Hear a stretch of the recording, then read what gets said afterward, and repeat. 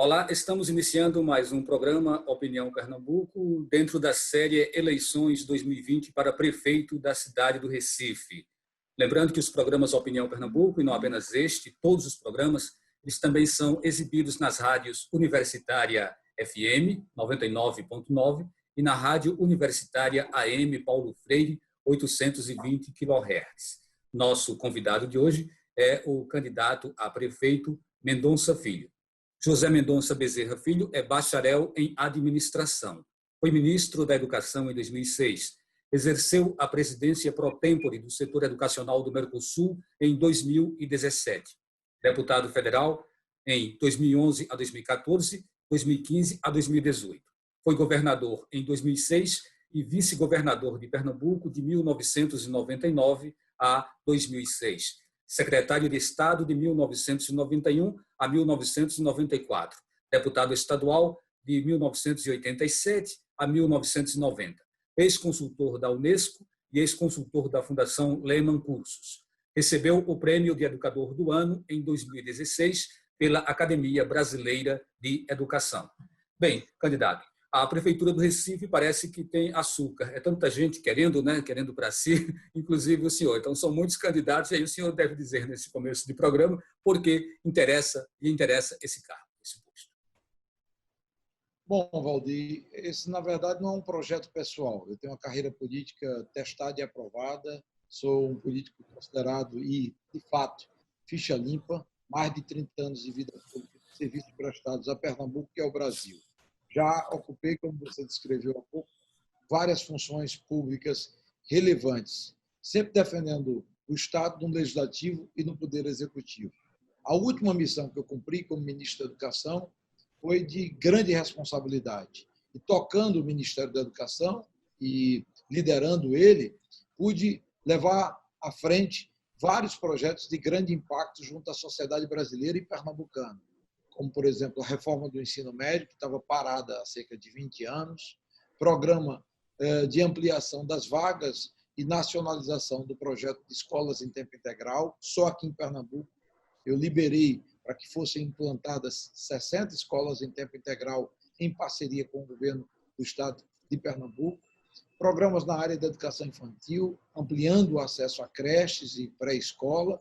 E, enfim, é uma trajetória também que, durante esse período como ministro da Educação, ampliou a parceria com as instituições federais de educação, a própria Universidade Federal, que é mantenedora da TVU, e outras instituições de ensino superior públicas, federais e técnicas profissionalizantes, como o UFPE, receberam sempre de mim um tratamento republicano, de consolidação do programa de investimento, de valorização dessas instituições com relação ao custeio e a sua manutenção, além, evidentemente, de consolidação de outras iniciativas, como a criação da Universidade Federal do Agreste. Ou seja, minha trajetória é a trajetória de um político que tem compromisso público, de um gestor público qualificado e que usará essa experiência e o acesso a Brasília, ao governo federal, para poder implantar uma agenda de trabalho de renovação e de resgate da cidade do Recife. Recife hoje é uma cidade abandonada, mal cuidada, onde o povo, infelizmente, vive em condições sociais bastante críticas. E isso se agravou muito nos últimos 20 anos de governos de PSB e de PT. Vamos mudar isso com a minha liderança como prefeito da cidade do Recife. Candidato, o senhor traz um slogan que mostra um alinhamento com o governo federal. Quando o senhor diz Recife acima de tudo, obviamente, parafraseia o Brasil acima de tudo, Deus acima de todos, do governo Bolsonaro. Tem outros candidatos que também estão na esteira do bolsonarismo, do PRTB, do Novo, do PSL. Então, assim, o senhor se apresenta como candidato de Bolsonaro, candidato? Não, Valdir, eu primeiro queria fazer uma correção. Não existe esse slogan na minha campanha. Meu slogan correto é prefeito de verdade, Mendonça, prefeito de verdade. Eu me apresento ao lado da candidata a vice Priscila Krause. De fato, resisto da minha chapa e da minha aliança, minha coligação, tem a frase Recife acima de tudo, até porque hoje Recife está subordinado ao interesse de uma única família. E eu acho que o Recife, cidade libertária, cidade que sempre esteve na vanguarda política do Brasil, não pode estar subordinada ao interesse de uma única família ou de um grupo político que se reveza do poder, ora com o PSB, ora com o PT, sem garantir avanços nas áreas de impacto social como a educação. Recife tem a 22ª educação no Brasil, dentre as capitais, ou seja, é uma situação crítica, para lá de crítica, dentro de 26 capitais do Brasil, para mostrar o descaso para uma área social básica. Se os governos de esquerda, ao longo dos últimos 20 anos, colocam o Recife na 22ª posição, é porque a política implantada na prefeitura foi uma política de perpetuação no poder e não de servir a população. Quando eu coloco Recife acima de tudo, eu estou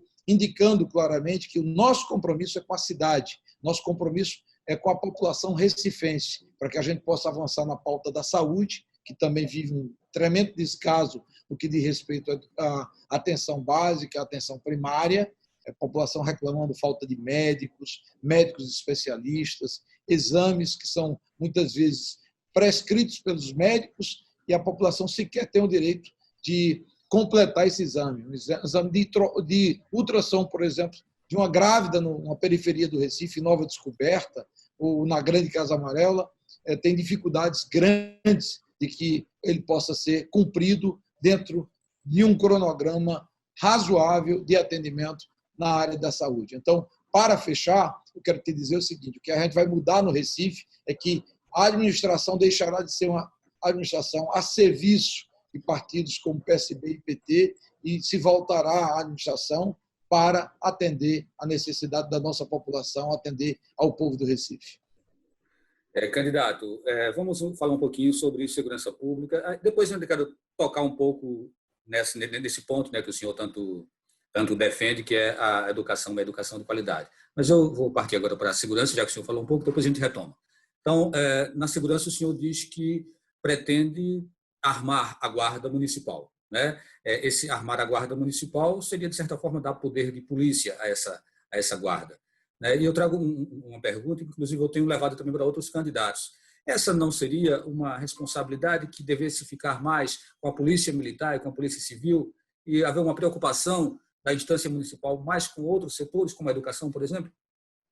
Bom, a preocupação com a educação é o cerne, é a base da minha proposta para a cidade do Recife. Tanto é que minha agenda, além de ampliação das vagas em creches, educação em tempo integral para o ensino fundamental, também leva em consideração a melhoria do desempenho da educação do Recife, que, como eu disse há pouco, ocupa a 22ª posição. Meu compromisso é colocar o Recife entre as 5 melhores educações das capitais do Brasil. Então, essa é a minha grande, eu diria, base de sustentação da minha iniciativa à frente da Prefeitura do Recife. Paralelamente a isso, quando você fala de segurança pública, eu também menciono no meu programa de governo e coloco como prioridade a questão dos espaços públicos. Espaços públicos degradados, abandonados, lixo, falta de equipamentos, manutenção de praças e parques, são áreas que facilmente são dominadas pela criminalidade.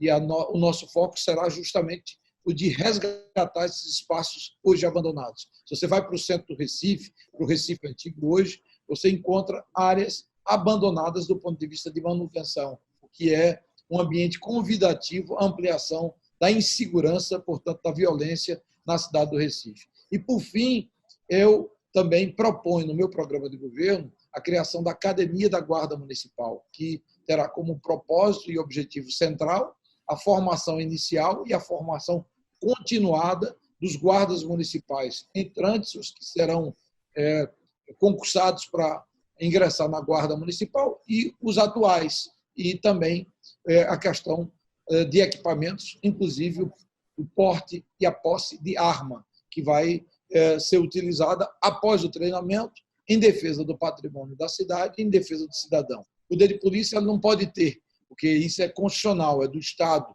Polícia Militar e Polícia Civil. Mas Recife é uma das poucas cidades localizadas em estados, ou seja, na situação de capital em capitais do Brasil, que a guarda, cuja guarda não tem direito ao porte de arma. A gente vai mudar essa realidade, dando à guarda do Recife a mesma condição que outras guardas do Brasil têm e que, no meu modo de ver, vai atender ao interesse da população recifense. Eu vou voltar para um outro tema um pouco delicado, que é em relação ao momento em que o senhor foi ministro da Educação. O senhor assumiu um ministério num momento muito tenso, com um presidente que era acusado pela oposição de ter dado um golpe. Eu lembro que, inclusive, na chegada de alguns ministros, em algumas repartições, havia uma animosidade, muitas vezes, de que se opunha a essa forma como a presidenta Dilma ela foi tirada do poder e o presidente Temer assumiu a presidência do Brasil. Então, eu pergunto, o fato de o senhor ter sido ministro num momento tão conturbado não respinga de alguma forma na sua carreira? Valdir, esse é um juízo seu, eu imagino. E, na verdade, ele não corresponde à realidade. Quando você diz que muitas vezes eu sofri oposição dentro de setores públicos, especialmente universidades, é fato que isso aconteceu, mas eu remeto exclusivamente ao aparelhamento e ao uso político de certos setores do serviço público brasileiro, especialmente o federal, e vinculado a universidades e instituições federais, que não contemplam o respeito à legalidade, à própria Constituição. A Constituição Federal estabelece os requisitos necessários e que estão definidos para um processo de impedimento de um presidente da República. O presidente Dilma levou o Brasil ao caos, a mais profunda recessão da história do Brasil, com cerca de 14 milhões de desempregados, uma crise social intensa, e cometeu crime de responsabilidade com as famosas pedaladas, avaliadas tecnicamente pelo Tribunal de Contas da União e referendadas do ponto de vista legal pelo Supremo Tribunal Federal. Como você sabe, todos que nos acompanham, a questão do julgamento, do processo de impedimento da presidente Dilma se deu pelo STF, pelo Supremo Tribunal Federal e por várias instâncias do judiciário brasileiro. E o judiciário, na mais alta instância, no caso o STF, era composto, então, por cerca de 9 ministros indicados pelo próprio Partido dos Trabalhadores, ou seja, pelos governos petistas. Então, não houve. Essa narrativa de golpe é uma narrativa da esquerda, especialmente a esquerda universitária, que não respeita a legalidade, não respeita a Constituição, salvo quando lhe interessa. Então, eu atuei no campo democrático, como sempre atuei na minha vida pública, e enfrento isso com absoluta serenidade, consciência, que era, inclusive, a vontade esmagadora da grande maioria do povo brasileiro. Tanto é que a esquerda brasileira apostava que nessa última eleição presidencial ela daria a volta por cima, vencendo a eleição presidencial. E foi esmagada nas urnas por conta de governos que levaram o Brasil a uma profunda recessão, a um desgaste econômico inimaginável e a maior roubalheira da história da República.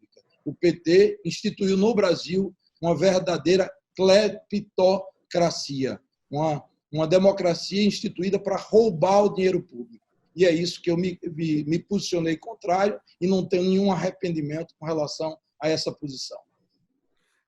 Candidato, vamos falar um pouco agora sobre gestão. E aí o senhor propõe, inclusive, reduzir secretarias e cargos comissionados.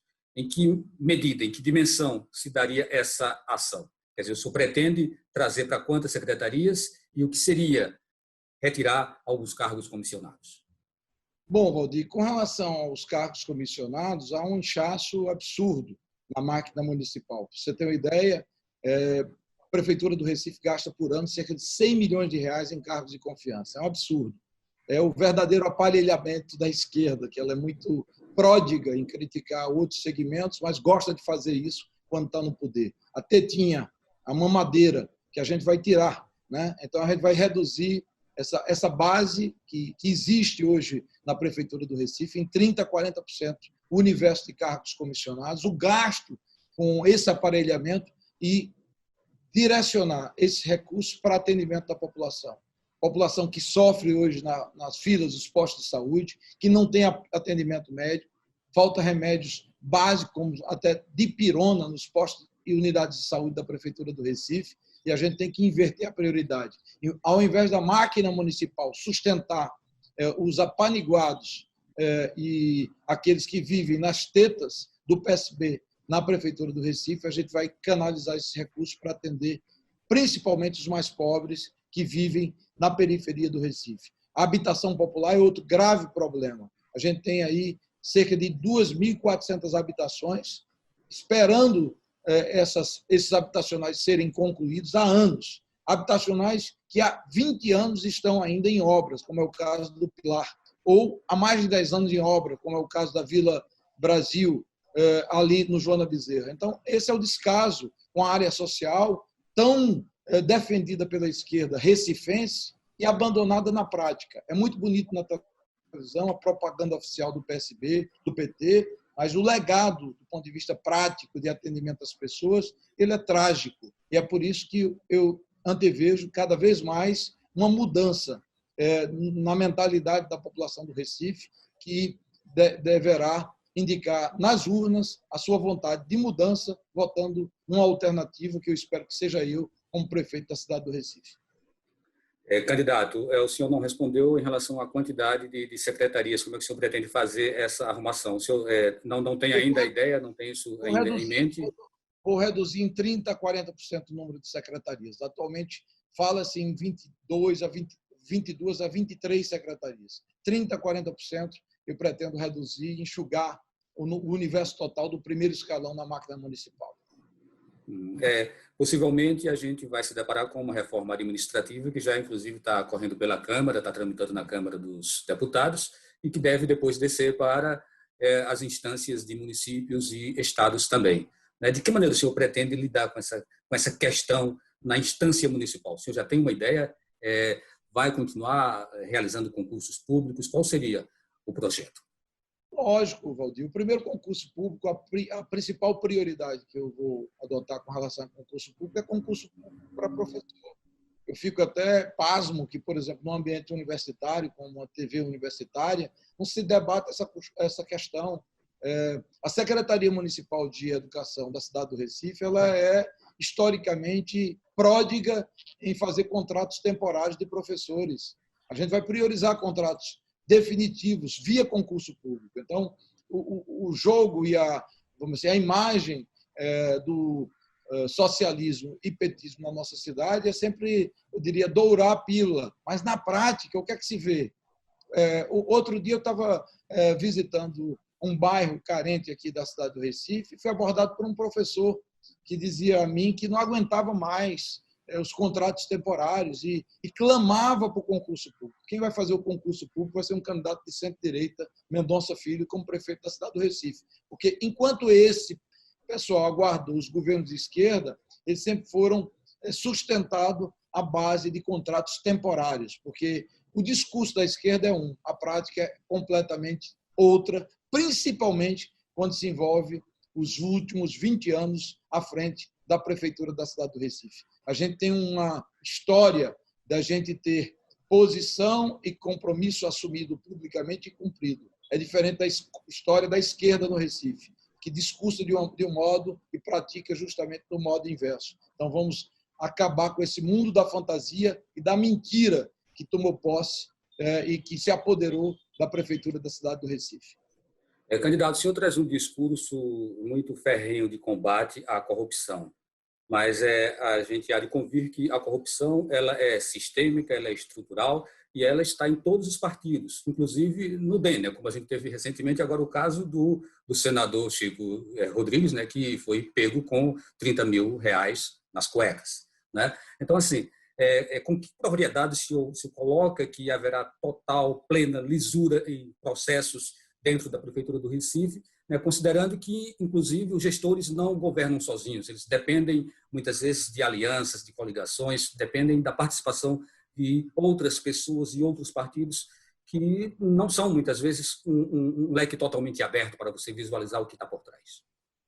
Bom, Valdir, a grande diferença é que, no meu caso, eu tenho um histórico que ele fala por si. Tenho mais de 30 anos de vida pública, em várias funções, inclusive no legislativo, estadual, federal e no executivo, tanto estadual como federal, e não tenho processos, não tenho inquérito. Eu sou o chamado político ficha limpa. Isso é coisa rara na política brasileira, infelizmente. Gostaria que todos tivessem esse histórico. Eu acho que esse é o desejo da grande maioria da população brasileira. Agora, com relação ao erro, amigo, eu não tenho compromisso com o erro. Quem tem compromisso com o erro é o PT, quem tem compromisso com o erro é o PSB. Por exemplo, o ex-governador da Paraíba, indiciado em vários inquéritos, com gravação de envolvimento em cobrança de propina, hoje ele ocupa um cargo relevante na direção nacional do PSB. É isso que a gente não pode aceitar.